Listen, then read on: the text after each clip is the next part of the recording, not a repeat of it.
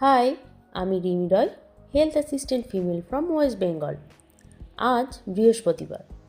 চলুন আপনাদের নিয়ে যাব একটি আউটরিচ ক্যাম্পে, যেখানে গ্রামীণ স্বাস্থ্য ও পুষ্টি দিবস পালিত হয়। আর এই ক্যাম্পটি একটি অঙ্গনওয়াড়ি কেন্দ্রে হয়ে থাকে, যেখানে দূরবর্তী এলাকার মানুষজন স্বাস্থ্য পরিষেবা নিতে আসেন। এই স্বাস্থ্য ও পুষ্টি দিবসের সব থেকে মূল আকর্ষণ হলো পুচকুপুচকিদের ভ্যাকসিনেশন।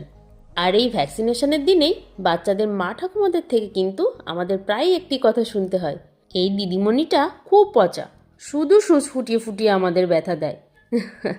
জোকস অ্যাপার্ট, ভ্যাকসিন নিলে জ্বর, ব্যথা, লাল হওয়া, ফোলাভাব এগুলি প্রায়ই হয়ে থাকে।